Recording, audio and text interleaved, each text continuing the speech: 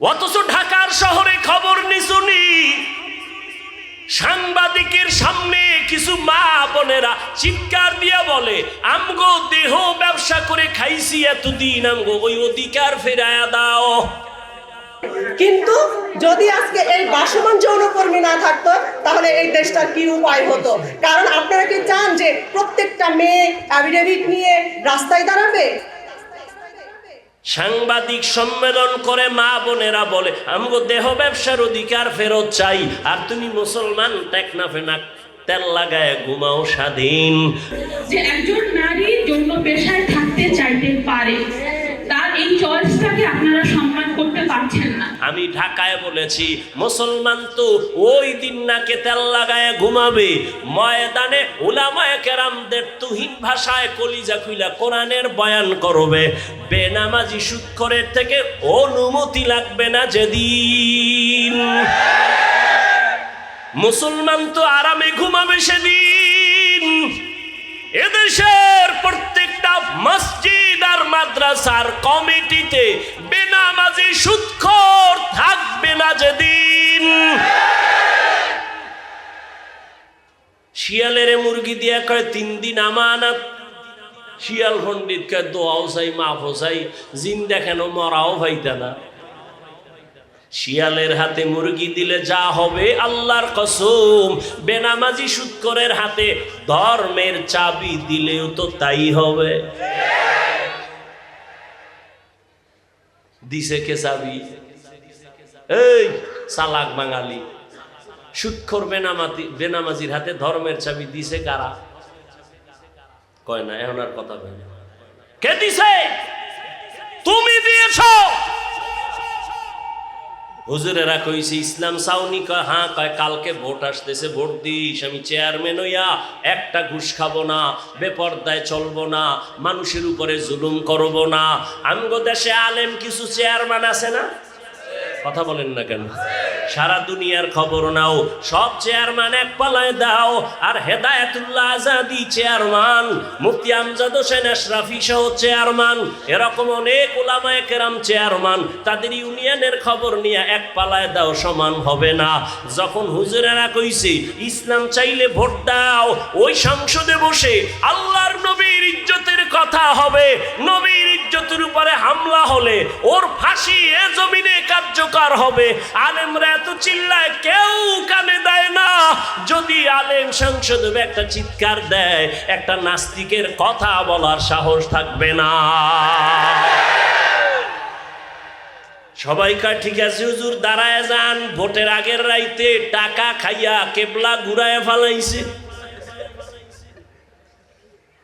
ও নিমক হারাম জাতি, কাকে তুমি গালি দাও? সুদখোরকে মাথায় তো তুমি উঠিয়েছ। মদখোর গাঞ্জাখোরের রাস্তা তো তুমি ওপেন করেছো। আল্লাহ হেদায়েত দান করুন। ও আল্লাহর বান্দারা, আবার মাওলার কোরআনের কি মিথ্যা মনে করেছো?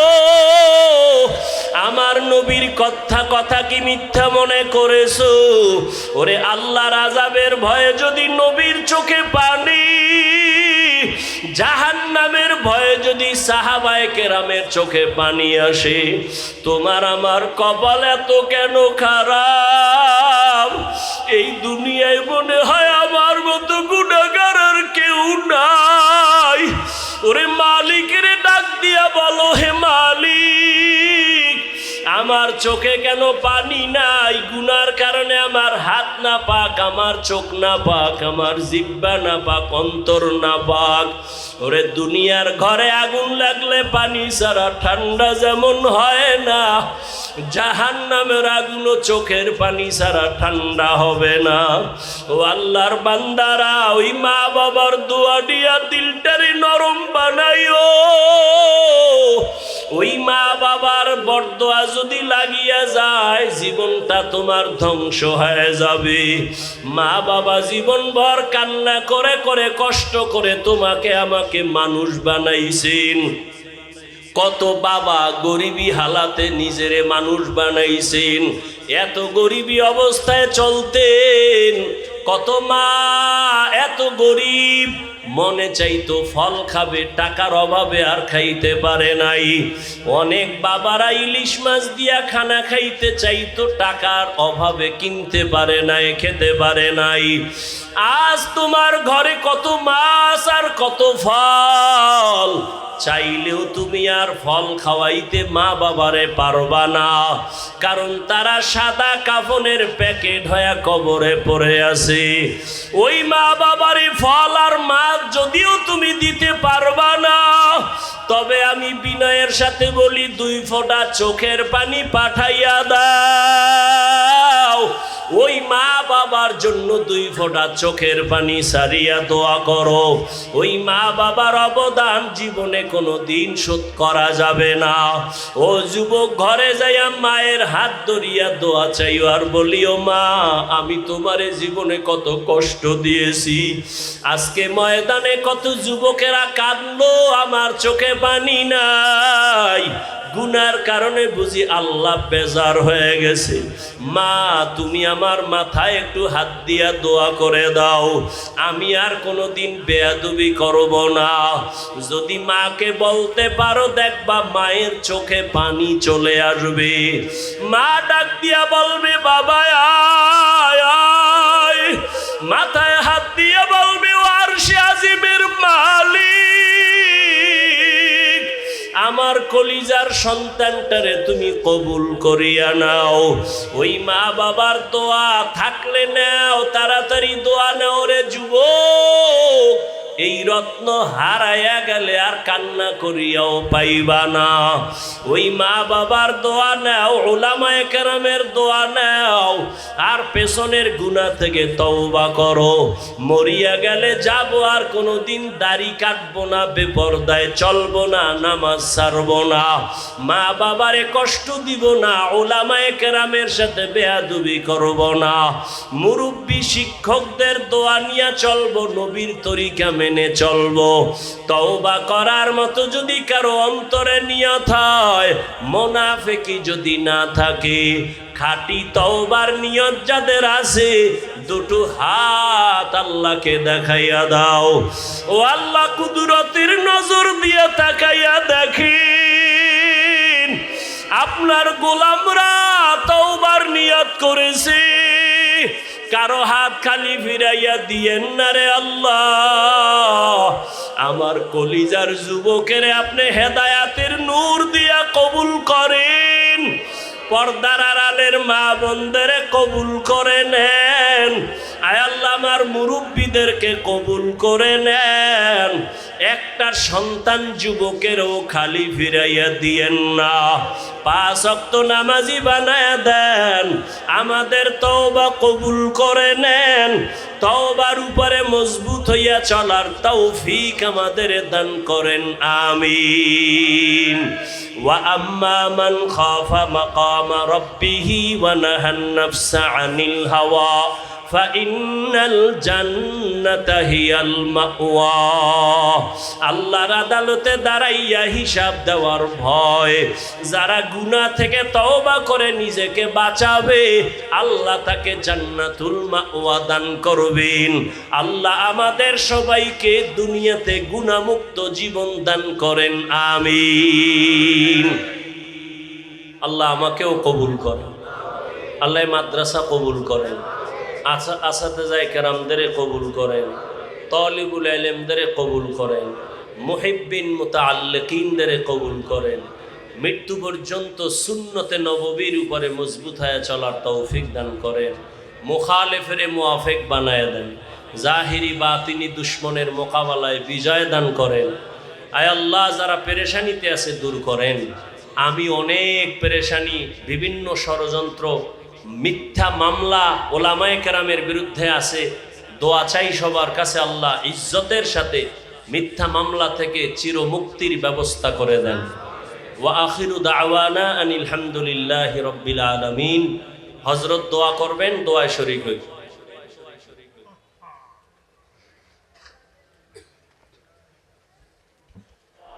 ডান হাতের আঙ্গুলের দাগগুলো গুনে গুনে 33 বার সুবহানাল্লাহ, 33 বার আলহামদুলিল্লাহ, 34 বার আল্লাহু আকবারের তসবিহ পড়ো, তাসবিহে ফাতেমি। 5 বেলার নামাজে 5 বার পড়িও। ঘুমের বিছানায় যাইয়া তুমি 1 বার পড়িও। টোটাল দৈনিক 6 বারে আমলটা করো, 1 মিনিটও লাগবে না। সুবহানাল্লাহ সুবহানাল্লাহ সুবহানাল্লাহ 33 বার। ডান হাতের আঙ্গুলের কর গুনে গুনে গুনে গুনে পড়ো নামাজের পরে আর ঘুমের আগে বিছানায় বা ওযু সহকারে পড়িয়া। বান্দা তুমি ঘুমাও। যদি এমন আমলটা চালু করো, যদিও ছোট আমলের পাওয়ার অনেক বেশি। আঙ্গুলের কর বা দাগগুলো আল্লাহ অনর্থক দেন নাই, তো কি কাজে ব্যয় করলাম? চোখ আল্লাহর কাছে কথা বলা শুরু করবে, হে মালিক তুমি যেই জিনিস দেখতে বলছো দেখে নাই, মা দেখবে সওয়াব দেখে নাই, বাবার চেহারা দেখবে সওয়াব দেখে নাই, আলেম দেখবে সওয়াব দেখে নাই, বাইতুল্লাহ দেখবে সওয়াব দেখে নাই, কোরআন শরীফ খুলি তাকায় তাকায় পড়বে আর দেখবে তাও দেখে নাই। চোখ দিয়া কি করেছো? সারা রাত দরওয়াজা জানালা বন্ধ করে মোবাইল নিয়ে কবিরা গুনাহ করে করে রাত কাটিয়েছে। চোখ আল্লাহর কাছে কথা বলবে।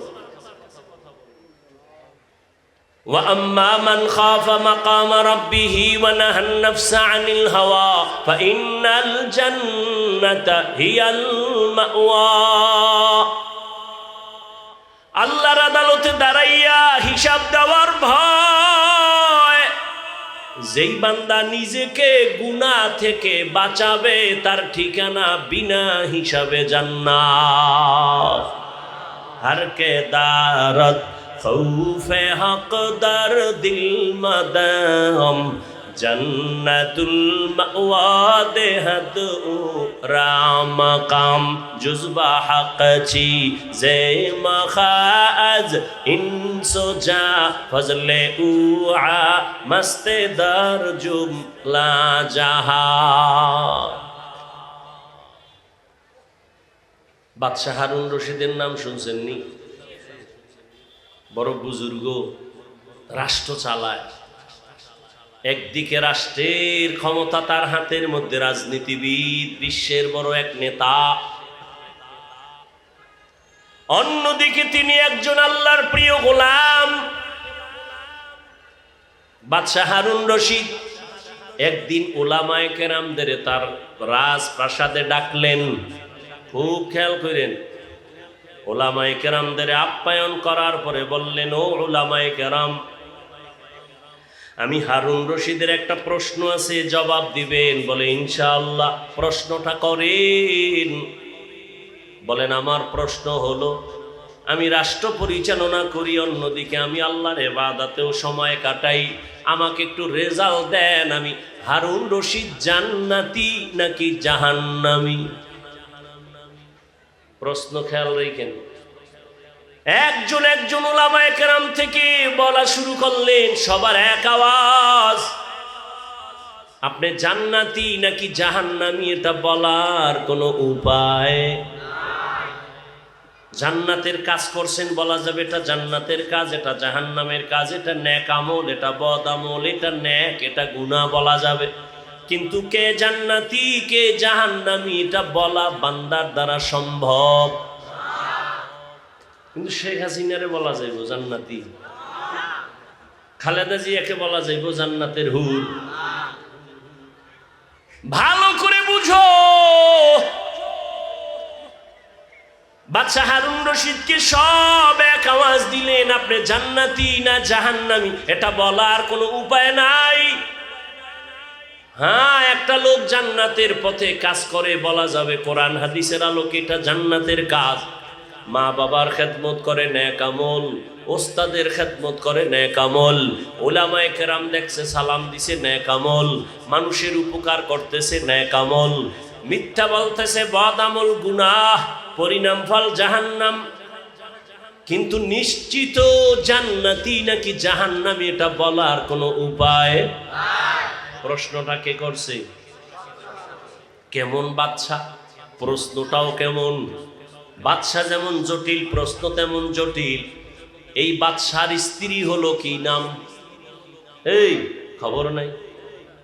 জুবায়েদা খাতুন হারুন রশিদের স্ত্রী। তিনিও যে কত বড় দিনদার। জুবায়েদা খাতুন এমন আল্লাহর পেয়ারা বান্দি, 100 মহিলা তার রানীর খেদমতে কাজ করে। 100 মহিলা সব কোরআনে হাফেজা। সুবহানাল্লাহ। না 100 মহিলা বাদশা হারুন রশিদের স্ত্রী জুবায়েদার রানীর খেদমতে কাজ করে। 100 নারী সব কোরআনে হাফেজা। জুবায়েদা খাতুন তিনি আল্লাহরে এত মোহাব্বত করেছেন, তার প্রাসাদের মধ্যে শিডিউল ভাগ করে দিলেন, যেন আমার বাড়ির মধ্যে অল টাইম আল্লাহর কোরআনের তেলাওয়াতের আওয়াজ হয়। 100 নারীর টাইম ভাগ করলেন, তুমি আধা ঘন্টা কোরআন পড়ে কাজে যাও, এরপরের আধা ঘন্টা তুমি পড়বা, এরপরের আধা ঘন্টা তুমি, এরপরে কাজে যাও। এমন ভাবে শিডিউল করে দিলেন এই জুবায়েদা, যার ঘরে 24টা ঘন্টাই কোরআনের তেলাওয়াতের আওয়াজ। যেই ঘরে আল্লাহর কোরআনের আওয়াজ, ওই ঘর আমার আল্লাহর ফেরেশতারা পাহারা দেয়। যার ঘরে কোরআন থাকবে, যার সিনায় কোরআন থাকবে, রহমতের ফেরেশতা তাদের হেফাজতের জন্য চতুর্পার্শ্বে থাকবে। কবরে গেলেও তারা জান্নাতের বিছানায় ঘুমাবে। জুবায়েদা খাতুন কাজের কেমন আল্লাহর বান্দি, টাকার অভাব নাই, স্বামী বিশাল বড় রাজনীতিবিদ নেতা, ভোগবিলাস কি 24 ঘন্টার প্রতিটি সেকেন্ড কোরআন তেলাওয়াতের আওয়াজ। টাকা পয়সার দিকেও আল্লাহ, এই টাকা পয়সা তাকে আল্লাহর থেকে দূরে সরাতে পারে নাই। এজন্য বুজুর্গ আল্লাহওয়ালারা বলেন, তোমার অর্থ সম্পদ যদি তোমাকে দিনের দিকে আগায় দেয়, ওই অর্থ তোমার জন্য রহমত। আর টাকা পয়সার কারণে যদি তুমি আল্লাহর থেকে দূরে যাও, টাকা পয়সা তোমার জন্য গজব।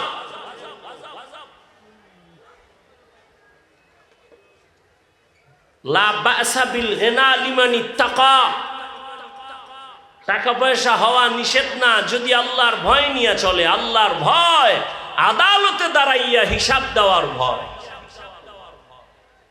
আজকে বয়ান হচ্ছে সারা দুনিয়া জুড়ে, কিন্তু আমল কই? মহামারী করোনা গেল, এরপরেও মদ পানকারীর মদ পান করা বন্ধ হয় নাই। অপরাধীর অপরাধ বন্ধ হয় নাই কেন? আল্লাহর আদালতে দাঁড়ায় হিসাব দেওয়ার ভয় অন্তরে নাই। আর যতদিন পর্যন্ত আল্লাহর আদালতে দাঁড়াইয়া হিসাব দেওয়ার ভয় অন্তরে আসবে না, ততদিন পর্যন্ত কোনো বয়ান বান্দার অন্তরে যাবে না।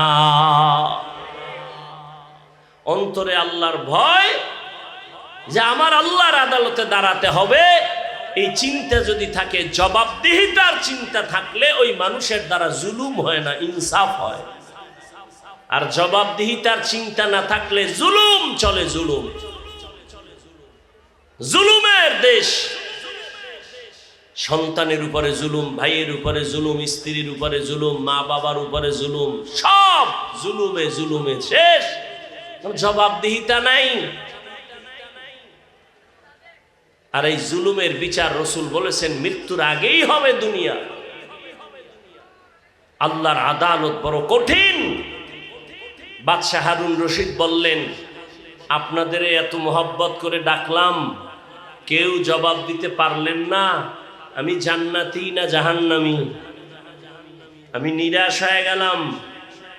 হঠাৎ করে ওই মজলিসের মধ্য থেকে পেছনে বসা একটা বালক বাচ্চা আস্তে করে দাঁড়াইছে। বাচ্চাটা দাঁড়ায় বলেন, বাদশা জাহাবনা, অনুমতি দিলে আমি একটু কথা বলতে চাই। বলো, বুড়া না বাচ্চা? কিতাবে 9 বছর লেখছে, 9 বছরের সন্তান বালক। বলে আপনার সামনে আসবো, কয় আসো। ডাক দিয়া বলেন আপনি কি প্রশ্ন করেছেন? আপনি জান্নাতি না জাহান্নামী? আপনি অনুমতি দিলে জবাবটা আমি দিতে পারবো। সব আলেম ওলামারা তাকায় রইছে, এটা কেমন বাচ্চা। আমরা সবাই ব্যর্থ হয়ে গেলাম। এই 9 বছরের বালক কি জবাব দিবে? কেমনি দিবি? তো জ্ঞান কম।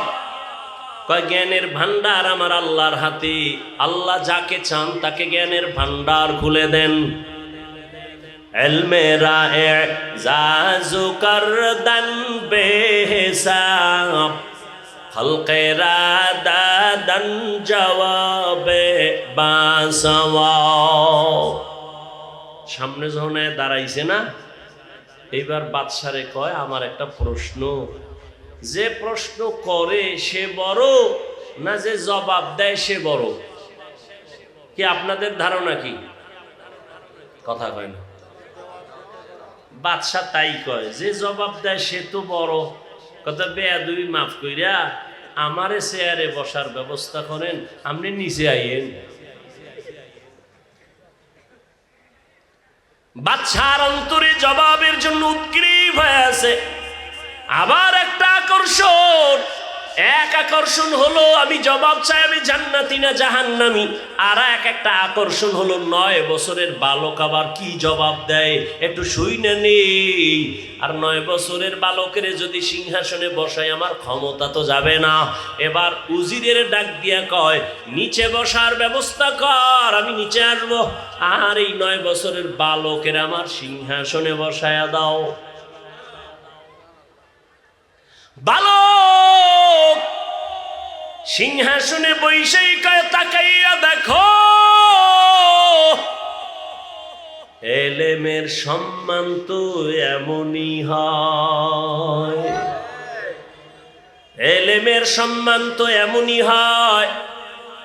হাটহাজারীর হুজুর হেলিকপ্টারে দৌড়ায়, চরমনার হুজুর হেলিকপ্টারে দৌড়ায়, এত টাকা কই পায়? হাফিজুর রহমান দৌড়ায়, আজহারি সাহেব দৌড়ায়, টাকা কোথায় পায়? আমি বলি হাটহাজারীর হুজুর দৌড়ায় না, হাফিজুর রহমান দৌড়ায় না, চরমনায়ের হুজুর দৌড়ায় না। যদি ভালো করে নজর দাও আমার আল্লাহর দ্বীন ও ইলম সর্বোচ্চ সম্মানে দৌড়ায়। ইলমে রায়ে জাজু করদান বেহিসাব, খলকে রাদাদান জওয়াবে বাসওয়াব, হক না দারাত দোস্তে খলকা জারেরা, নিস্তে ই খাসলত একে দিনদারেরা। ইলমের ভান্ডার আমার আল্লাহ রেখেছেন। ছোটকে ছোট মনে করিও না রে যুবক। ওরে ইলম কার বেশি কার কম এটা মাপার জন্য তো বডি না, জামা না, পোশাক না, যে কার কত বড় জামা তার ইলম বেশি, কার বডি কত বড় তার ইলম ওই পরিমাণ কয় না। ইলমের ভান্ডার আমার আল্লাহ রিজার্ভ রেখেছেন। আল্লাহ যাকে ইচ্ছা তাকে ইলমের ভান্ডার খুলে দেন। একদিকে খেয়াল রাখবা, কে বড় কে ছোট তুমি মাপ দিও না। আর দ্বিতীয়, নিজেকেও তুমি বড় মনে করিও না। আমি বড় মাওলানা, আমি বড় মুফতি সাহেব, আমি বড় মুহাদ্দিস, আমি বড় বক্তা। কয় তুমি কত বড় কত বড় কত বড় বক্তা? কয় যত বড় হও না কেন খতিবে আজম সিদ্দিক আহমদ রহমাতুল্লাহ আলাইহির সমান হইছো নি? কয় জীবনেও সম্ভব না। তুমি কত বড় মুফতি হয়েছ, মেখল মাদ্রাসার মুফতি আজম মুফতি ফয়জুল্লাহ রহমাতুল্লাহ আলাইহির মতো বড় হইছো নি? কয় সম্ভব না। তুমি বড় মুহাদ্দিস, কত বড় মুহাদ্দিস, শাহ ওলিউল্লাহ মুহাদ্দিসের সমান কয় সম্ভব না। এক একজনের মাকাম কত বড়, বয়ান করার সময় নাই। মুফতি ফয়জুল্লাহ রহমাতুল্লাহ আলাইহি ইন্তেকাল হবেন, শত উলামায়ে কেরাম পাশে বসে দোয়া করেন। ডাক্তার এসে টেটিস্কোপ যন্ত্র কানে লাগায়, একটা বুকের উপরে লাগায়, ডাক্তার চিল্লায় বেহুশ হয়ে পড়ে গেল। হুশে আসার পরে বলে, ডাক্তার চিল্লায়া বেহুশ হয়ে গেল কেন? ডাক্তার বলে, আল্লাহর জাতের কসম, শত মানুষ এক জায়গায় বসে আল্লাহর নামের জিকির করলে যে আওয়াজ হয়, আমি মুফতি ফয়জুল্লাহর সিনায় সে আওয়াজ কানে শুনতে পেয়েছি।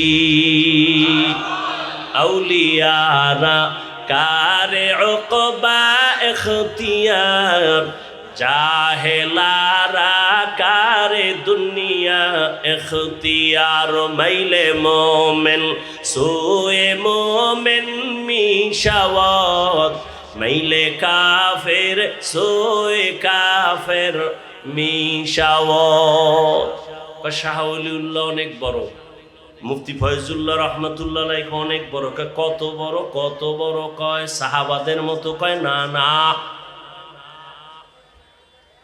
মুফতি আজিজুল হক পটিয়া কত বড়? কয় সাহাবাদের সমান। কয় না। সাহাবায়ে কেরাম কত বড়? নবীজির সমান। কয় না। কয় নবী কত বড়? নবী কয়, আল্লাহ আমার এই পরিমাণ ইলম দান করেছেন, আর কাউকে দেন নাই। উতিতু ইলমাল আউয়ালিন ওয়াল আখিরিন, আল্লাহ আমাকে আউয়াল আর আখিরের ইলম দান করেছেন। নবী বড় খুশি। আল্লাহ কয়, দিছি তো আমি না জানি কি পরিমাণ দিলাম আমার পাত্র থেকে। আল্লাহ কয়, মা উতিতুম মিনাল ইলমি ইল্লা কালিলা, আমার ইলমের ভান্ডার থেকে আমি আপনাকে দিছি একেবারে সামান্য। নবী এত ইলমের অধিকারী, নবীর এত ইলম, এত ইলম, এত ইলম।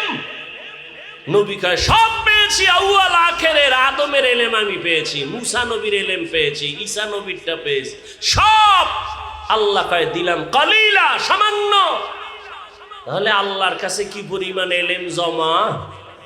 আল্লাহ কয়, নবী আমি রিজার্ভ ফান্ডে রেখে দিলাম ইলম, আপনি চাইবেন ফাঁকে ফাঁকে দিব, দেওয়াটা কিয়ামত পর্যন্ত জারি রাখবো, যে চাইবে তারে দিব ফাঁকে ফাঁকে।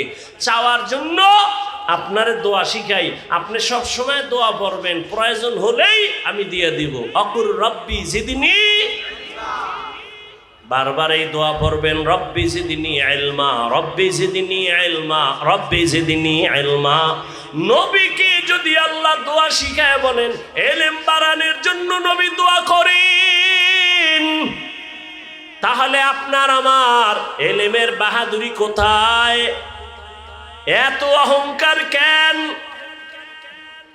এত বাহাদুরি কেন? একমাত্র কারণ আল্লাহর আদালতে দাঁড়ায় হিসাব দেওয়ার ভয় অন্তরে নাই। 9 বছরের বালক কই কই কই? সিংহাসনে আছেন, বাদশা নিচে বসে গেলেন। 9 বছরের বালক সিংহাসনে বসে বলে, ও বাদশা, এটা আমার বাহাদুরি না, ইলমের সম্মান তো এমনই হয়। এবার আপনার প্রশ্নটা আবার একবার করেন। বাদশা হারুন রশিদ বললেন, আমি জান্নাতি নাকি জাহান্নামী? জবাব দাও। 9 বছরের বালক এবার ডাক দিয়া কয়, আপনার জীবনে এমন কোনো কাজ হইছেনি যে আপনি চাইলেই গুনাহ করতে পারতেন, আল্লাহর আদালতের ভয় আপনি গুনাহ করেন নাই? বাদশা কয়, হ্যাঁ এমন তো হইছে অনেক, এমন সুযোগ আমি পাইছি, চাইলেই গুনাহ করতে পারতাম, কিন্তু আমি আল্লাহর ভয়ে গুনাহ করি নাই। 9 বছরের বালক একটা চিল্লানি দিয়া কয়, আল্লাহর ভরসা করে বলি, নিশ্চিত আপনি জান্নাতের মেহমান। 9 বছরের বালক জান্নাতি ঘোষণা দিয়ে দিছে। সব বড় আলেমরার মাথা গরম হয়ে গেছে। এই 9 বছরের বালক, আমরা সবাই ব্যর্থ হয়ে গেলাম। তুমি কেমনে বললা নিশ্চিত জান্নাতি? কি ভিতরে কোনো গুসটুস খাইছুনি বাদশার? কয় না না, আমি দলিল দেই, কোরআন দিয়া দলিল নাও, দলিল নাও, ঘুষ না, দলিল। ওয়া আম্মা মান খাফা মাকামা রাব্বিহি ওয়া নাহান নাফসা আনিল হাওয়া ফাইন্নাল জান্নাতা হিয়াল মাওয়া। আল্লাহ পাকের ওয়াদা, যে আল্লাহর আদালতে দাঁড়াইয়া হিসাব দেওয়ার ভয় নিজেকে গুনাহ থেকে বাঁচাবেন, আল্লাহর ওয়াদা ফাইন্নাল জান্নাতা হিয়াল মাওয়া, তার ঠিকানা হবে জান্নাত। এত বয়ান, এত বয়ান, এত বয়ান, চোখে পানি নাই, কান্না নাই, কপাল এমন আগুন লাগছে, নিজেও কাঁদি না, কেউ যদি কান্না করে তাও পছন্দ করি না। এমন কপাল খারাপ, নিজেও নামাজ পড়ে না, অন্যে নামাজ পড়ে তাও পছন্দ করে না, নিজেও দাড়ি রাখে না, অন্যে দাড়ি রাখে তাও পছন্দ করে না। ও টেকনাফের যুবক,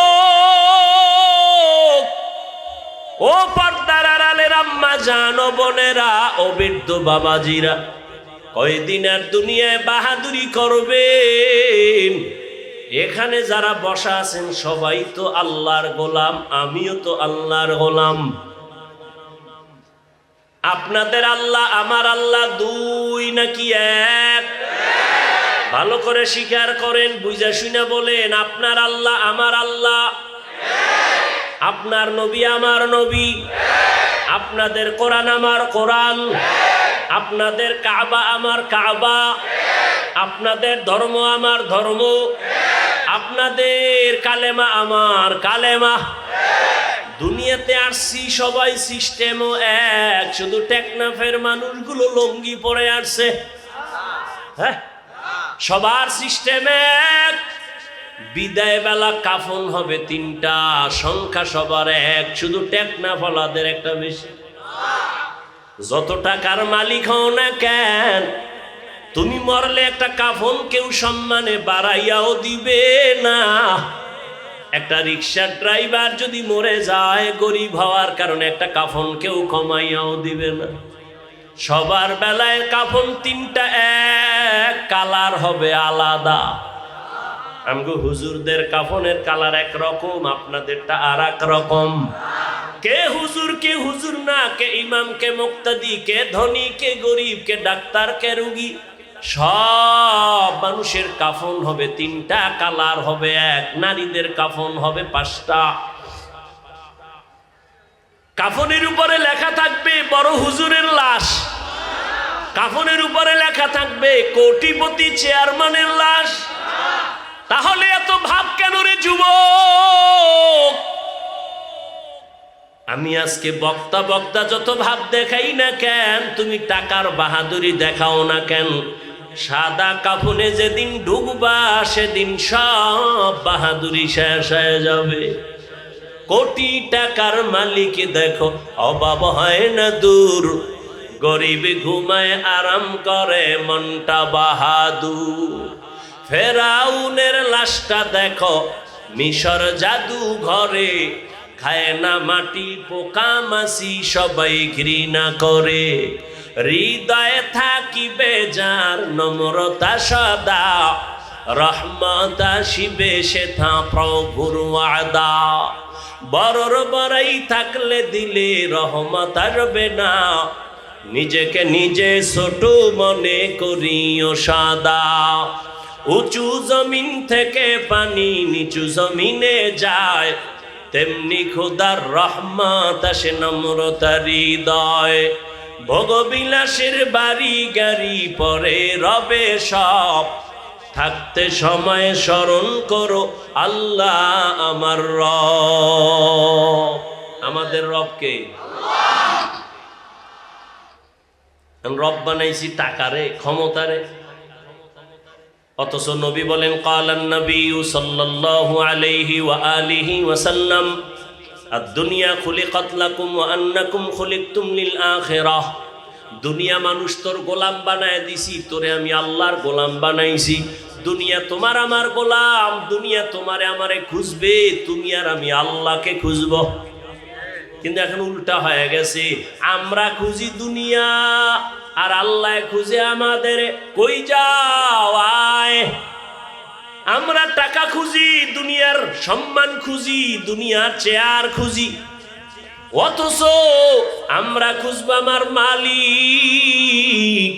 ওই মালিকের যদি খুঁজতাম, টাকা আমার পেছনে দৌড়াইতো, ক্ষমতা আমার পেছনে দৌড়াইতো। আর ক্ষমতারে ধরতে গিয়া পায় না, কারণ আল্লাহর নিজামের উপর উল্টা পাল্টা চলার কারণেই ঝামেলা। আল্লাহ হেদায়াত দান করুন। ইউরিদুল আজিলাতা আজ্জালনা লাহু ফিহা মা নাশাউ লিমান নুরিদ। যে ব্যক্তি দুনিয়া চায় আল্লাহ তাকে দ্রুত দুনিয়া দেয়। সুম্মা জাআলনাহু জাহান্নাম ইয়াসলাহা মাযমুমান মাদহুরা। পরিণাম ফলে জাহান্নাম। ও টেকনাফের মুসলমান যুবক, কাফনের কালারও কি? এই কাফনের কালারও, কাফনের সংখ্যাও, কবরের সাইজ। টেকনাফলাদের এক হাত বড়। কবরে রাখার পরে বিদায় হওয়ার পর প্রশ্ন হবে তিনটা, তাও হবে এক। নাকি হুজুরদের প্রশ্ন আলাদা? সবার বেলায় প্রশ্ন এক। তুমি ধনী না গরিব, তুমি আলেম না মূর্খ, প্রশ্ন হবে সবার বেলায় তিনটা। রবের পরিচয় দাও, ধর্মের পরিচয় দাও, রাহমাতুল লিল আলামিনের পরিচয় দাও। নবীজি বলেন যারা জবাব দিতে পারবে তাদের কবর হবে রওজাতুম মির রিয়াজিল জান্নাহ, আর যারা জবাব দিতে পারবে না তাদের কবর হবে হুফরাতুম মিন হুফারিন নার। কবরের জবাব যে দিবে তার কবর জান্নাত, যে পারবে না তারটা জাহান্নাম। কে পারবে? আমরা হুজুরেরা। কি বলেন? আমরা হুজুরেরা জবাব দিতে পারবো, গ্যারান্টি আছে? নাই। এজন্যই তো সাহাবায়ে কেরাম জান্নাতের টিকিট হাতে নিয়ে কাঁদতেছেন। নবী নামাজের কান্না শুইনা রাতে ঘুমাইছেন। আম্মা জান আয়েশার হুজুরায় হঠাৎ শুনে কান্নার আওয়াজ। কে কাঁদে মসজিদের মধ্যে? গভীর রাতে নবী সজাগ হয়ে তাকায়া দেখেন জান্নাতের এক নাম্বার সাহাবী আবু বকর নামাজে কাঁদতেছেন। নবী জিজ্ঞাসা করলেন, আবু বকর নামাজে গভীর রাতে কেন কাঁদতেছেন? আমার ঘুম ভেঙ্গে গেল কান্নার আওয়াজে।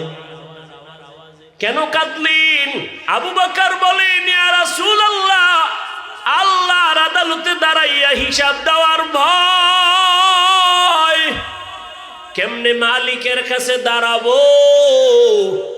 কিয়ামতের দিন আল্লাহ তো অনেক রাগান্বিত অবস্থায় থাকবেন। অন্যদিকে সূর্যের গরমে জমিনটা হবে তামা, অন্যদিকে জাহান্নামের আওয়াজ।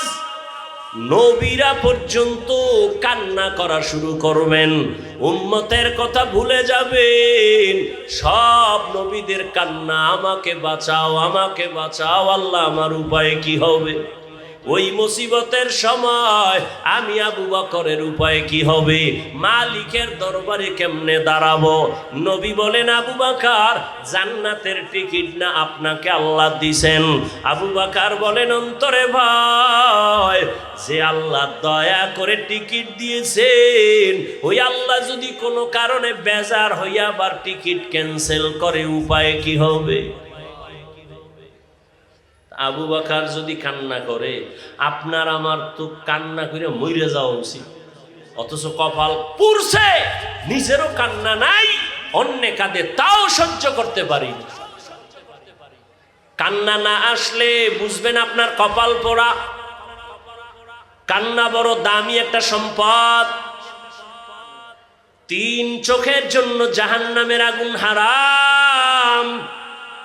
আইনুন বাকাত মিন খাশিয়াতিল্লাহ, আল্লাহর আযাবের ভয়ে যে চোখে কান্না করে চোখের জন্য জাহান্নাম হারাম।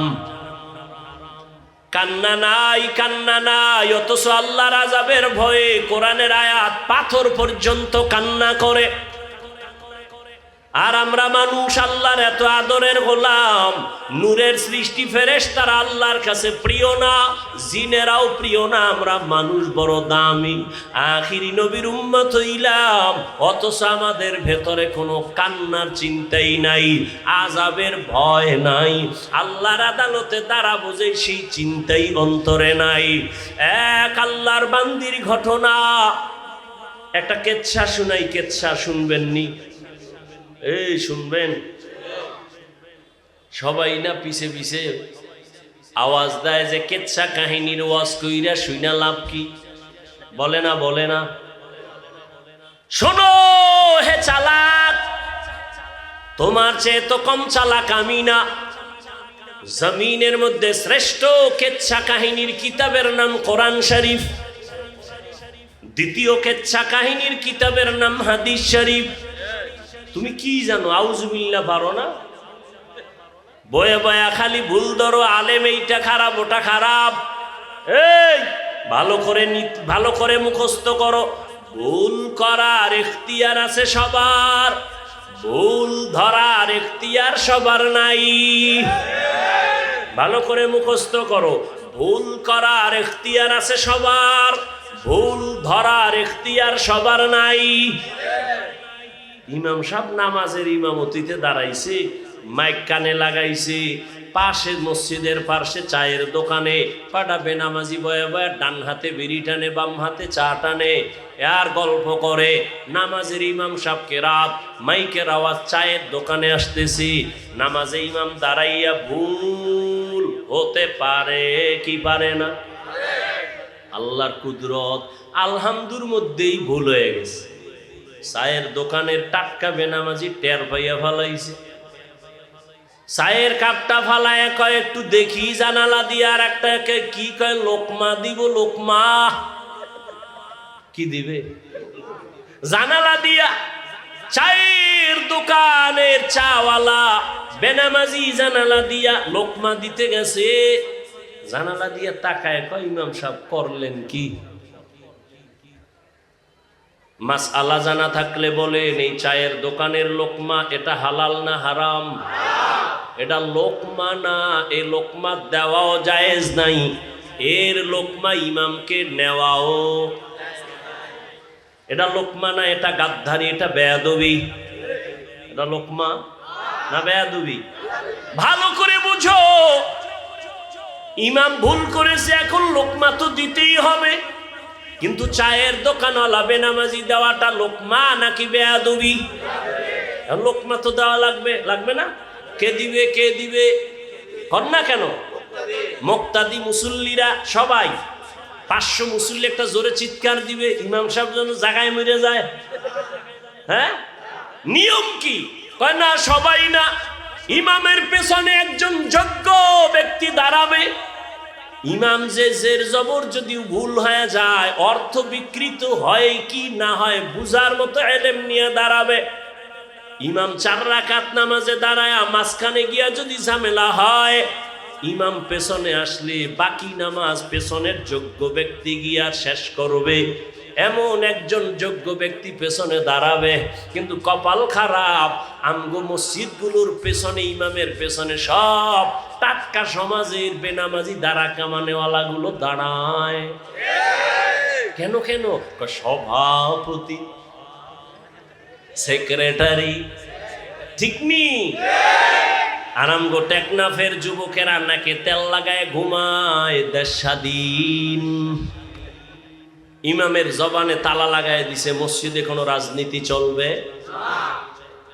তুমি স্লোগান দাও, ইমাম যদি নিরপেক্ষ থাকতে হয়, কমিটির প্রত্যেকটা মানুষকে নিরপেক্ষ থাকতে হবে। আর কমিটি যদি ধান্দাবাজি পেট নীতি করে, তো ইমাম কোরআন লইয়া মাইক দিয়া ইসলামী রাজনীতি করবে।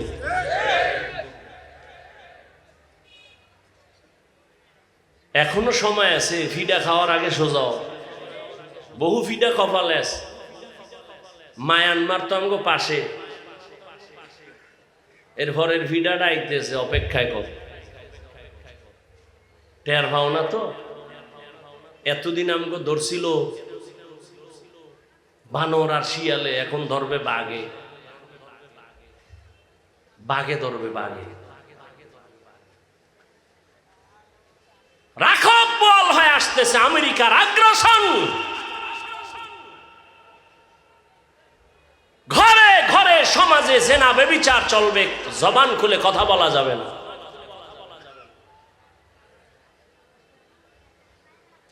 কিসের লোভে? কিসের লোভে ওলামায়ে কেরাম থেকে বিচ্ছিন্ন? কারণ কি?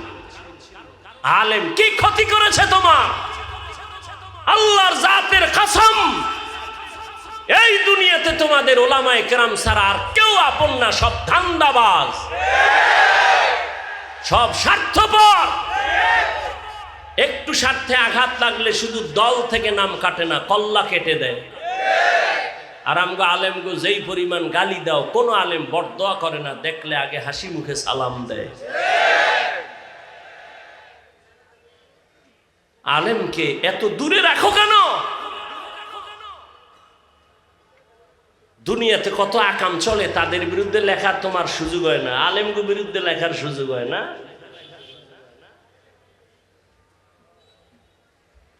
যারা ওলামায়ে কেরামের বিরুদ্ধে লেখালেখি করে সবগুলো মা বাবার অভিশপ্ত সন্তান, একটাও মা বাবার আদরের সন্তান না।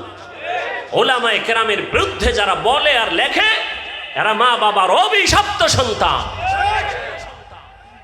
আল্লাহ হেদায়েত দান করুন। যুবক বাবারা, জাতি তাকায় আছে তোমার দিক, বুড়ারা ডেট ফেল। জাতি যুবকের দিকে তাকানো আছে। তুমি ডাক্তার হও, ইঞ্জিনিয়ার হও, প্রফেসর হও, কিন্তু বেয়াদব হইও না, জীবন ধ্বংস হয়ে যাবে। বেয়াদব হইয়া ডাক্তার হয়ে যদি বেয়াদব হও, তাহলে ডাক্তার হবা ঠিক, তবে তাসলিমার মতো জুতার বাড়ি খেয়ে পালাতে হবে। আর যদি আদবওয়ালা আদর্শের ডাক্তার হতে চাও, তাহলে লেখাপড়া যথেষ্ট না, দোয়া নিতে হবে তোমার জীবনের জন্য। সফলতার দোয়া, তোমার জীবনের সর্বোচ্চ সফলতার দোয়া মা বাবার দোয়া, দ্বিতীয় তোমার শিক্ষকের দোয়া, তৃতীয় হলো মুরব্বী উলামায়ে কেরামের দোয়া। তাদের দোয়া যেমন সফলতার চাবি, ঠিক তাদের বরদোয়াটা তোমার জীবনের জন্য একটা আগুন। মা বাবার বরদোয়া একটা আগুন, শিক্ষকের বরদোয়া একটা আগুন, উলামায়ে কেরামের বরদোয়া একটা আগুন। যুবক, অঙ্গীকার করো, শপথ করো, কসম করো, পারলে মা বাবার দোয়া নিবা, কিন্তু বরদোয়া নিবা না। পারলে শিক্ষকের দোয়া নিবা, কোনোদিন বেয়াদবি করে বরদোয়া নিবা না। পারলে ওলামায়ে কেরামের দোয়া নিবা, না পারলে কোনোদিন বরদোয়া নিবা না। শপথ করো, না হয় জীবন ধ্বংস তোমার।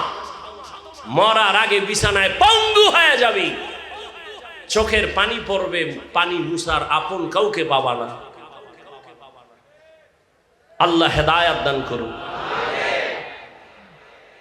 এত বয়ান হচ্ছে, মসজিদ খালি কেন? জুমার সময় মসজিদ ফুলফিল। ফজরে এরা গেছে কই, আসরে গেল কই? কেন মুসলমানের এই হালাত?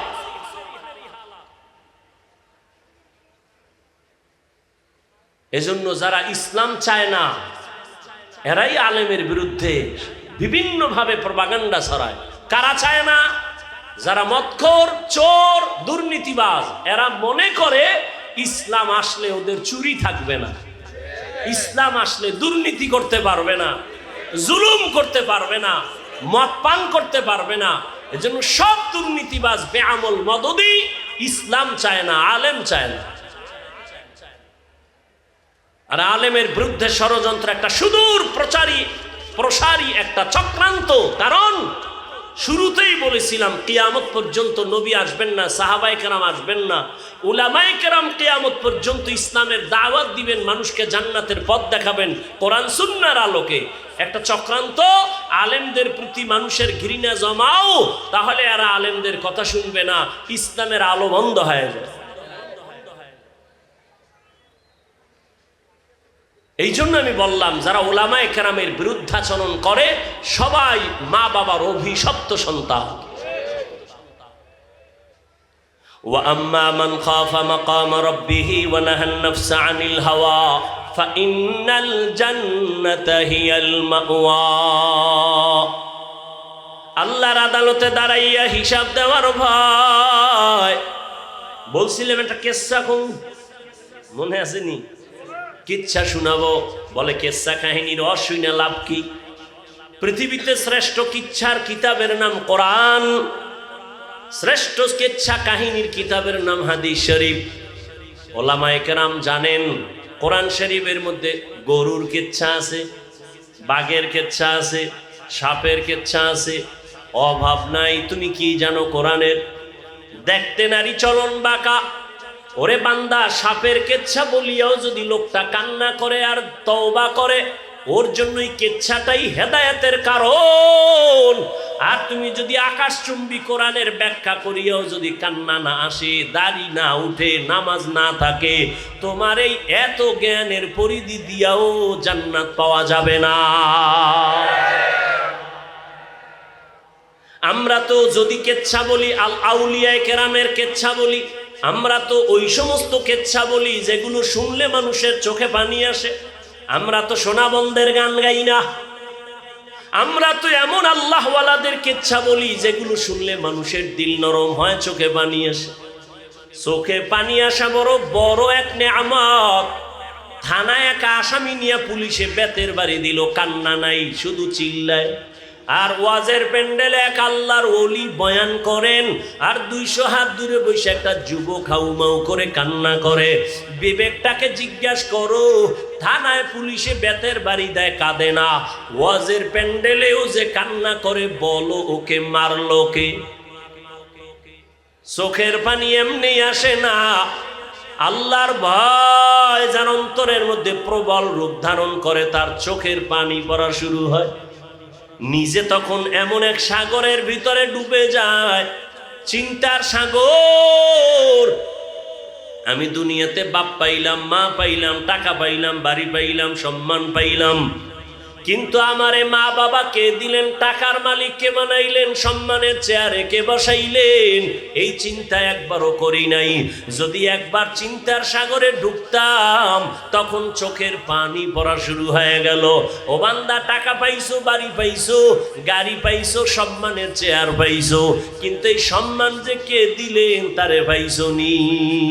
ইয়া এলাহি মুঝসে মুঝকো দূর কর, তাকে দেখো মুঝ में तुझको एक नजर, या इलाही तू मेरा माबूद है, या इलाही तू मेरा माशूक है। একটা কেচ্ছা হলো, আল্লাহর এক বান্দি, নারী না পুরুষ, আল্লাহর এক বান্দি সন্তান নিয়ে সংসার চালায়। স্বামীর হালাত বড় খারাপ। হঠাৎ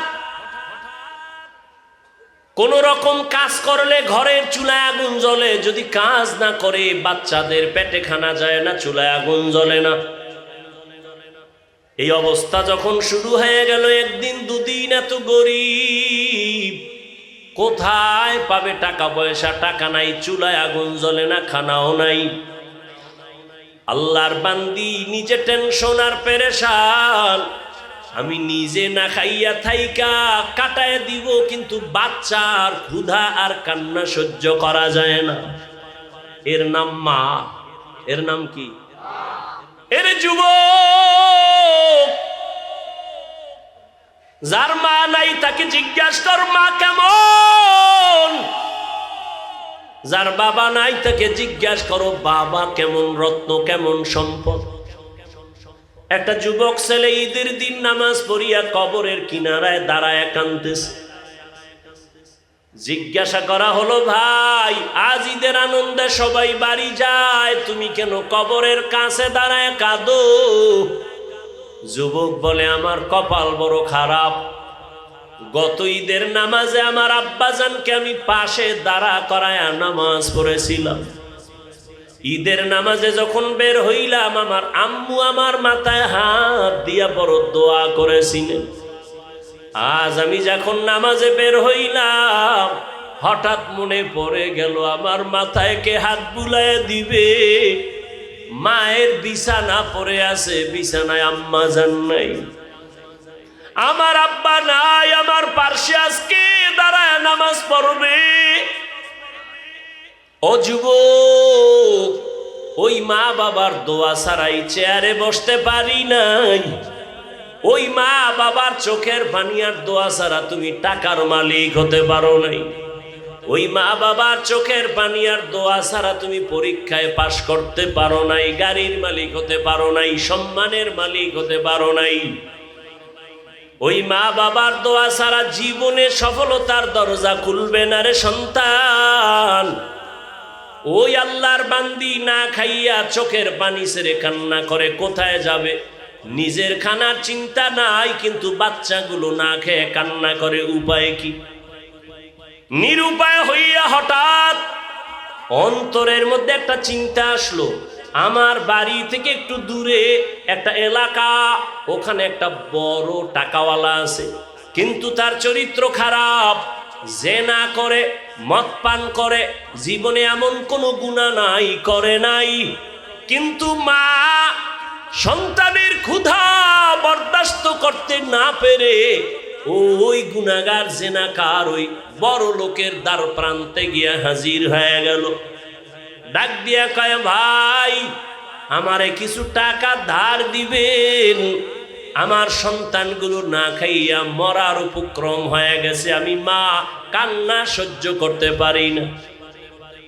ওই গুনাহগার বান্দা বলে, ঠিক আছে দিব, তবে শর্ত, আজকের রাতের জন্য তুমি তোমার দেহটা আমাকে অক্ষ করে দিতে হবে।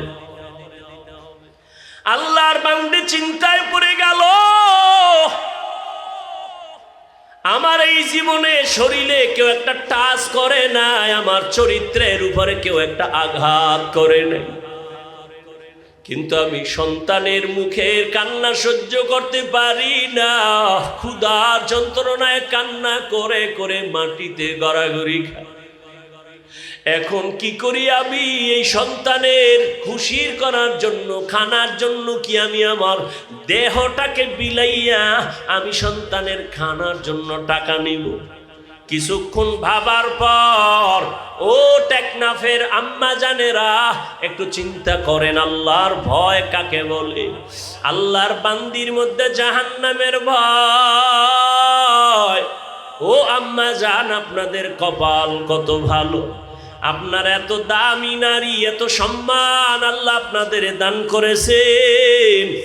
আপনারা নবীদের মায়ের মতো মা, সাহাবায়ে কেরামদের মায়ের মতো সম্মানিত মা, আপনারা তো আলেমের মায়ের মতো মা, হাফেজে কোরআনের মায়ের মতো মা।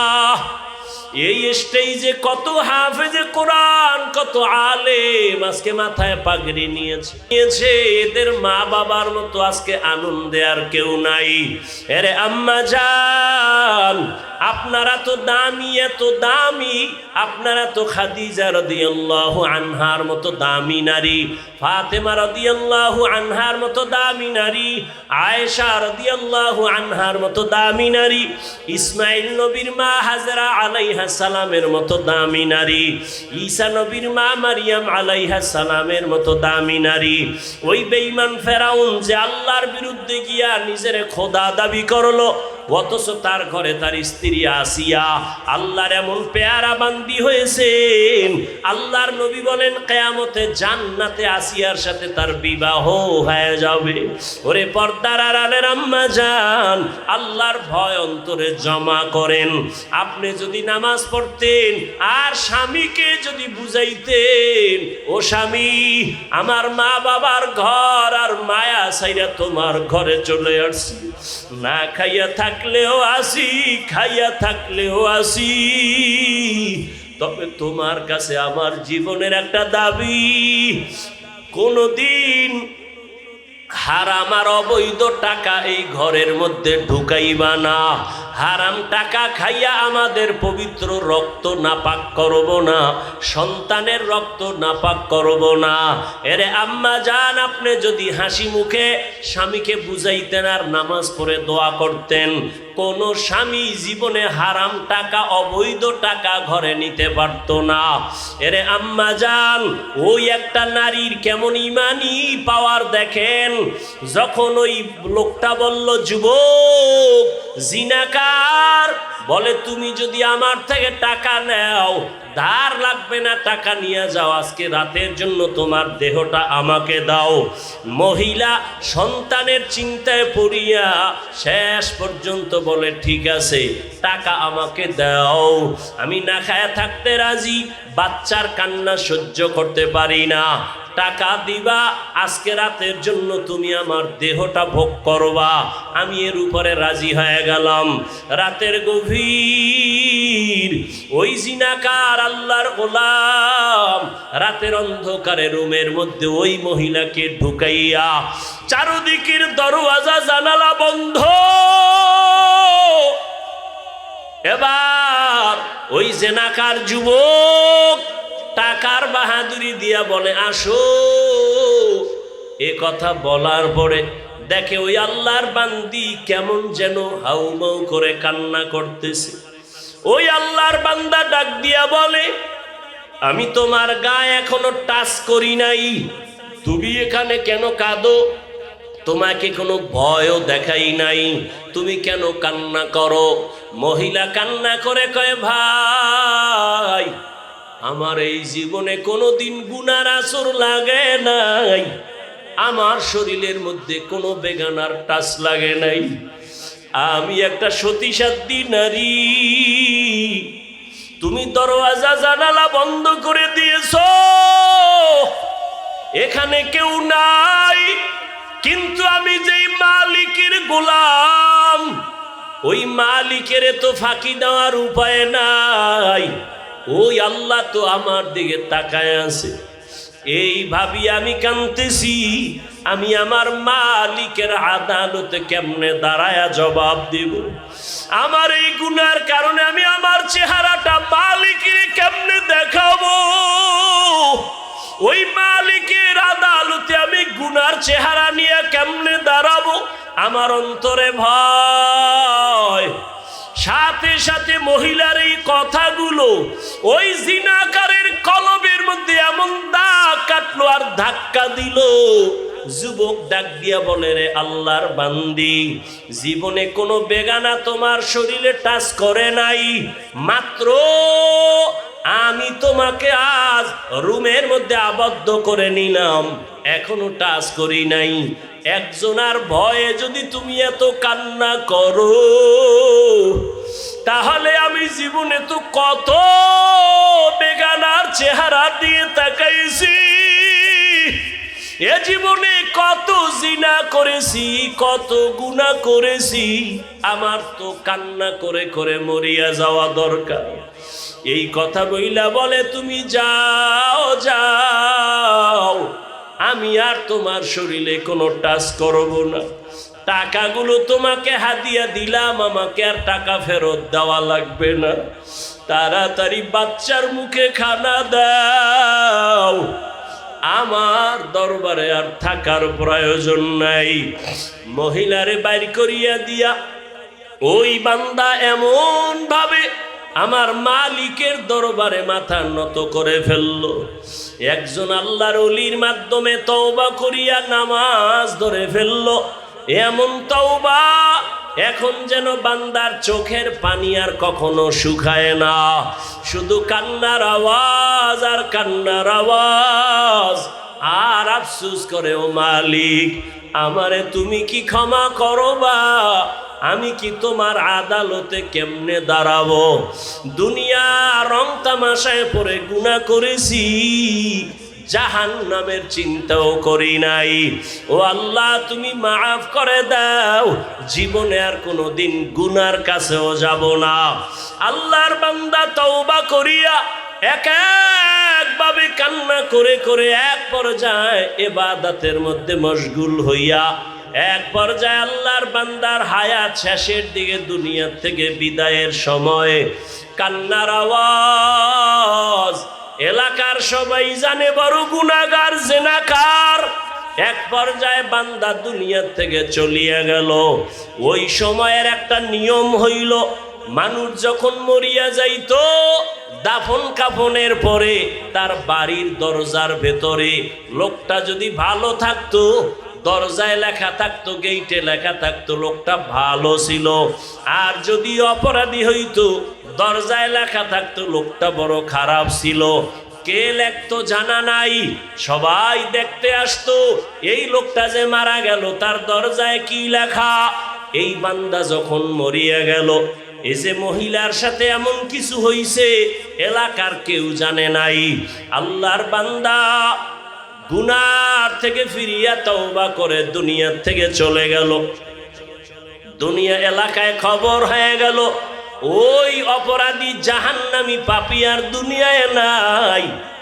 যখন সবাই খবর পাইয়া বাড়ির দরজা দিয়া যায় আর গেটের দিকে তাকায়, দেখিনি তার বাড়িতে লেখা বড় খারাপ ছিল, কিন্তু না, ওই বাড়ির দরজায় গেটে দেখে সবাই লেখা আছে কদ গফারাল্লাহু লিল কিফল। রহমতের নবী হাদিসে পাকের মধ্যে বলেন, ওই বান্দার ব্যাপারে দরজায় লেখা কদ গফারাল্লাহ, আল্লাহ তাকে মাফ করে দিয়েছেন। কিফলি নামের বান্দাকে আল্লাহ মাফ করেছেন। সবাই আশ্চর্য হয়ে গেল, এই বান্দা এত বড় গুনাহগার, জিনাকার, মদের আড্ডায় বসে থাকে, এরে আল্লাহ কেন মাফ করলেন? তদন্ত নিয়া খবর নিতে নিতে দেখে ওই আল্লাহর বান্দির ঘটনা, ওই মহিলার চোখের পানি তার জন্য হেদায়েতের কারণ হয়ে গেছে। এরে আল্লাহর বান্দি, পর্দার আড়ালের মা, ও আমার কলিজার যুবক, একটু আগেও বলেছিলাম তোমার আমার আল্লাহ এক, নবী এক, কোরআন এক, কাবা এক, ধর্ম এক, কালেমা এক। তুমি আমি দুনিয়াতে আসছি, সিস্টেম এক, বিদায় বেলা কাফন হবে তিনটা, তাও এক, কালার হবে এক, কবরের সাইজও হবে এক, কবরের প্রশ্ন তিনটা হবে তাও এক। ও আল্লাহর বান্দারা, যদি জবাব দিতে পারে, নবী বলেন তার কবর হবে রওজাতুম মির রিয়াজিল জান্নাহ। আর যারা জবাব দিতে পারবে না, তাদের কবর হবে হুফরাতুম মিন হুফারিন নার। ওই জবাব কবরে কে দিতে পারবে, কে পারবে না, কারো জানাও নাই। এই জন্যই তো সাহাবায়ে কেরাম আজীবন কান্না করেছেন। জান্নাতের টিকিট নিয়াও আবু বকরের কান্নার আওয়াজ, জান্নাতের সুসংবাদ পাইয়াও ওমরে ফারুকের কান্নার আওয়াজ। ও আমার কলিজার যুবক, এখনো সময় আছে, আমার আল্লাহর আযাবের ভয় অন্তরে জমা করো। আল্লাহর আযাবের ভয়ে যদি সাহাবায়ে কেরাম কান্না করেন, তাদের কত সুন্দর নামাজ, কত সুন্দর রোজা, কত সুন্দর তাকওয়া, কত সুন্দর আমল, এরপরেও যদি কাঁদেন, তোমার আমার তো নামাজ নাই, রোজা নাই, তেলাওয়াত নাই, কোনো আমল নাই, কোনো তাকওয়া নাই, তোমার আমার কি পরিমাণ কান্না করা উচিত? কারণ তুমি আমি মরিয়া গেলে জাহান্নামী যদি হয়ে যাই, জাহান্নামের আগুন সহ্য করা যাবে না। জাহান্নামের আযাবের ভয় এত ভয়ঙ্কর, আল্লাহর এই জাহান্নামের ভয়ে পাথর পর্যন্ত কান্না করে। আল্লাহ নিজে বলেন সুম্মা কাসাত কুলুবুকুম মিন বাদি যালিকা ফাহিয়া কাল হিজারা আও আশাদ্দু কাসওয়া ওয়া ইন্না মিনাল হিজারাতি লামা ইয়াতাফাজ্জারু মিনহুল আনহার ওয়া ইন্না মিনহা লামা ইয়াশাক্কাকু ফায়াখরুজু মিনহুল মা وَإِنَّ مِنْهَا لَمَا يَهْبِطُ مِنْ خَشْيَةِ اللَّهِ وَمَا اللَّهُ بِغَافِلٍ عَمَّا تَعْمَلُونَ আল্লাহ কোরআনে বলতেছেন ওরে জাহান্নামের আযাবের ভয়, আল্লাহর ভয়, এমন কিছু পাথর আছে কান্না করে করে ঝর্ণা প্রবাহিত করেছে। ওই চট্টগ্রামের বহু পাহাড়ে গিয়ে দেখবা অনবরত পানি পড়ে ঝর্ণার মতো। আল্লাহর কোরআন বলে ও কাঁদে জাহান্নামের আযাবের ভয়, কারণ আল্লাহ তো বলেছেন জাহান্নাম এত ভয়ঙ্কর, আমি আল্লাহ জাহান্নামের আগুন জ্বালাইতে পাথর আর মানুষ ব্যবহার করব। ওয়াকুদুহান নাসু ওয়াল হিজারা, মানুষ আর পাথর দিয়া জাহান্নামের আগুনকে আল্লাহ জ্বালাবেন। এই ভয়ে আপনার আমার নবী যার কোনো গুনাহ নাই ওই নবী পর্যন্ত কান্না করতেছেন। আম্মা জান আয়েশা রাদিয়াল্লাহু আনহা বলেন ইয়া রাসূলুল্লাহ কেন কাঁদেন? রহমতের নবী বলেন ও আয়েশা কিয়ামতের দিনের কথা মনে পড়েছে, হাসরের মাঠে আমার উম্মতের কি উপায় হবে, এই ভয় আমার চোখে পানি। নবীজিকে আম্মাজান বলেন কি ভয়ঙ্কর হবে হাসরের মাঠ? আল্লাহর নবী বলেন আয়েশা এ জমিনটা কিয়ামতের মাঠে পরিণত হবে, মানুষ নারী আর পুরুষগুলো সবাই উলঙ্গ দাঁড়ায় যাবে, নারীরা উলঙ্গ দাঁড়াবে, পুরুষেরা উলঙ্গ দাঁড়াবে। অন্যদিকে সূর্যের গরম, মাথার মগজগুলো ভাতের মারের মতো ফুটতে থাকবে। অন্যদিকে জাহান্নামের আওয়াজ, আবার আমার আল্লাহ রাগান্বিত আওয়াজ দিয়া বলবেন লিমানিল মুলকুল ইয়াউম লিল্লাহিল ওয়াহিদিল কাহ্হার। ও আল্লাহর বান্দারা, গুনার কথা স্মরণ করিয়া চোখের পানি ছাড়ো আর আমার মালিকের মনে মনে ডাক দাওয়ার বলো হে আল্লাহ এই ময়দানে আমার মতো গুনাহগার কেউ নাই, আমারে সবাই কত মোহাব্বত করে সম্মান করে চেয়ার দেয়, অথচ আমার গুনার খবর কেউ জানে না। যদি গুনার খবর জানতো কেউ আমাকে চেয়ারে বসাইতো না। আমার মাওলা কেমন দয়ার মালিক, আল্লাহ গুনার খবর জানিয়াও বলে বান্দা আমি তাড়ায়া দেই নাই, বরং রহমতের দরজা দিয়া ডাকতেছি আয় আয় আয়, লা তাকনাতু মির রাহমাতিল্লাহ, আমার দয়ার দরজা থেকে তুই কই ভাগো। ওরে বান্দা তোরে আমি আদর করে বানাইছি, আমি চাই না তুই জাহান্নামের আগুনে জ্বলবি। আমার রহমতের দরজার দিকে ফিরিয়া আয়। ওরে আমার দরজা ছাড়িয়া তুই যেদিকেই যাবি জাহান্নাম ছাড়া কিছুই না। ওরে আল্লাহর নবী বলেন ও আয়েশা, আমার আল্লাহ যখন কুদরতি আওয়াজটা রাগান্বিত অবস্থায় দিবেন আজকের দিনের রাজত্ব কার? হাসরের ময়দানটা থরথর করে কেঁপে উঠবে, মানুষগুলো পাগলের মতো হয়ে যাবে। নবীদের কোনো গুনাহ নাই, তারাও কান্না শুরু করবেন। ও আল্লাহর বান্দারা, জাহান্নামের আযাবের ভয় পাথর পর্যন্ত কাঁদে, টপ টপ করে পানি পড়ে, ঝর্ণার মতো পানি ঝরে। আল্লাহর আযাবের ভয় কিছু পাথর পর্যন্ত ভয়ে ফাটিয়া যায়। পাথরের থেকেও কি তোমার কলবটা বড় শক্ত? তোমার অন্তরে কেন নরম হয় না? তোমার কলব ফেটে কেন চোখে পানি আসে না? আসলে শয়তান তোমাকে দখল করেছে। এত বড় মজমা আশিকিন জাকিরিনরা বসে আছেন, ওলামায়ে কেরাম কত সাদা দাড়িওয়ালা আল্লাহর গোলাম, এই ময়দানে দেখুনি এক ফোঁটা চোখের পানি আসে। ওরে মা বাবার দোয়া নিয়ে সামনে আগাও, মুরব্বীদের দোয়া নাও, কান্না না আসলে কান্নার চেষ্টা করো।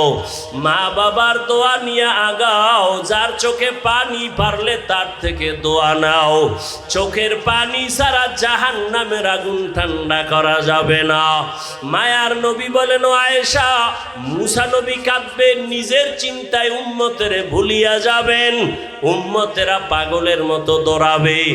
একবার যাবে আদম নবীর কাছে, নবী বলবেন আমি আর সুপারিশ করতে পারবো না।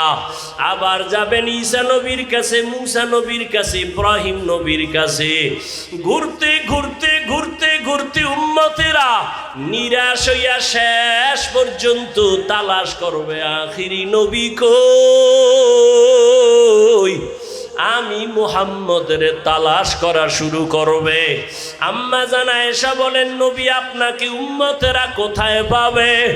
মায়ার নবী বলেন, আমি তখন আমার মালিকের কুদরতের কাছে হাজির, মাকামে মাহমুদে সেজদায় পড়ে কান্না করব।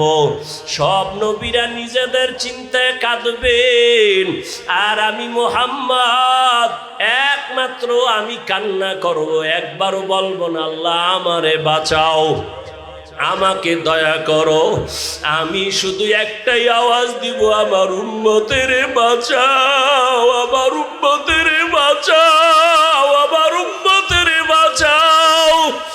আমার একটা উম্মত যেন জাহান্নামের আগুনে না যায়।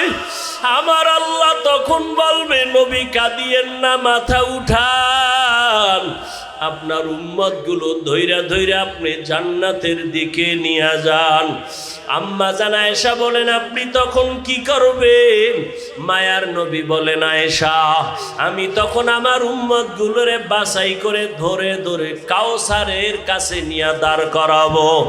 লাইনে দাঁড় করাইয়া আমি আমার নিজের হাতে আমার মায়ার উম্মতের কাউসারের পানি পান করাবো।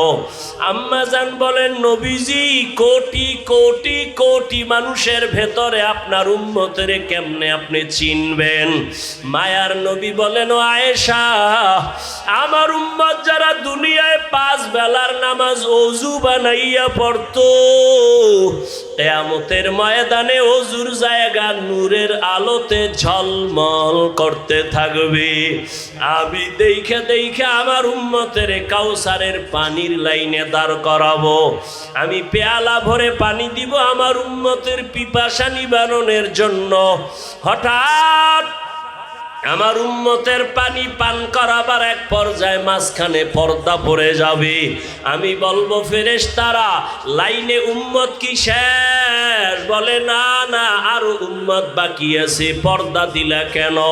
ফেরেশতারা বলবেন, হে নবী, এই উম্মত গুলো আপনার ভেজালওয়ালা উম্মত, এরা আপনি দুনিয়া থেকে যাওয়ার পরে সুন্নতের মানে নাই, নিজেও নামাজ পড়ে নাই, যারা নামাজ পড়তো তাদেরও পছন্দ করে নাই, নিজেও হালাল খায় নাই, যারা হালাল খাইতো তাদের পছন্দ করে নাই, নিজেও পর্দা করে নাই, যারা পর্দা করতো তাদেরও পছন্দ করে নাই। আল্লাহর নবী বলেন, তখন আমি কষ্ট পায়া বলবো, সোহকান সোহকা, ও ভেজাল উম্মতেরা, আমার থেকে তোমরা দূরে সরে যাও, আমি আজ তোমাদের স্বীকার করতে চাই না। আমার আল্লাহর অর্ডার হয়ে যাবে, কুদরতি আওয়াজ দিয়া বলবেন, ও জাহান্নামের ফেরেশতারা, বেনামাজিগুলো ধর, জাহান্নামের শিকল লাগায়া বাঁধো। জাহান্নামের শিকল হাতে পায়ে লাগায়া টানা শুরু করবে। ওয়াসিকাল্লাযীনা কাফারু ইলা জাহান্নামা যুমারা হাত্তা ইযা জাউহা ফুতিহাত আবওয়াব وقال لهم خزنتها ألم يأتكم رسل منكم يتلون عليكم آيات জাহান্নামের শিকল লাগানো মাত্র ওরে তোমার আমার শাস্তি শুরু হয়ে যাবে। ওরে আমলনামাটা বাম হাতে চলে আসবে, কপাল বড় খারাপ হয়ে যাবে। জানি না নবী কি আমারে তাড়াইয়া দেন নাকি। ওই কাতারে যদি বাবা আমি পড়িয়া যাই আমার উপায় কি হবে? কিয়ামতের দিন জাহান্নামের গরম তো সইতে পারবো না। দুনিয়াতে একটা মশার কামড় সইতে পারি না, জাহান্নামের আযাব কেমনে সহ্য করবে রে যুবক? ও বেনামাজি বাবারা, ও দাড়ি কামানেওয়ালা বাবারা, ও বেপর্দাওয়ালা বাবারা, ও মা বোনেরা, মাওলার কাছে 2 ফোঁটা চোখের পানি সারিয়া দাও। কান্না না আসলে দেখো ডানে বামে কার চোখে পানি। হাতটা বাড়াইয়া দোয়া নাও। ওই জাহান্নাম বড় ভয়ঙ্কর। ওরে আল্লাহ অর্ডার করবে বাম হাতে জাহান্নামীদের আমলনামা দেওয়া হবে, তবে সোজা হাতে দেওয়া হবে না। আল্লাহ রাগান্বিত আওয়াজ দিয়া বলবেন, ফেরেশতা এই বেঈমান নাফরমানের আমি দুনিয়াতে কম মায়া করি নাই। আমার দেওয়া পানি, আমার দেওয়া মাছ, আমার দেওয়া সূর্যের আলো, আমার দেওয়া চাঁদের আলো, আমার দেওয়া কত নিয়ামত আমি খাওয়াইলাম, একবারও শুকর আদায় করে নাই। এখন আমি সোজা হাতে আমলনামা দিব না, এই গুনাহগার নাফরমানের বুকের মাঝে ছিদ্র করিয়া দাও। ছিদ্র করে বাম হাতটা ঢুকাইয়া পিঠের থেকে হাত বের করো। পিঠের থেকে ফেরেশতারা হাতটা বের করবেন। আল্লাহ আমলনামাটা দিয়া বলবেন, ইকরা কিতাবাকা কাফা বিনাফসিকাল ইয়াউমা আলাইকা হাসিবা। আমলনামা দিলাম, পড়িয়া দেখ। ফেরেশতারা বলবেন, আল্লাহ বান্দার আমলনামা পিছনের হাতে পিঠের ভেতর দিয়া হাত বের করে পেছনে আমলনামা পড়বে কেমনে? চোখ তো সামনে, চেহারাটাও সামনে।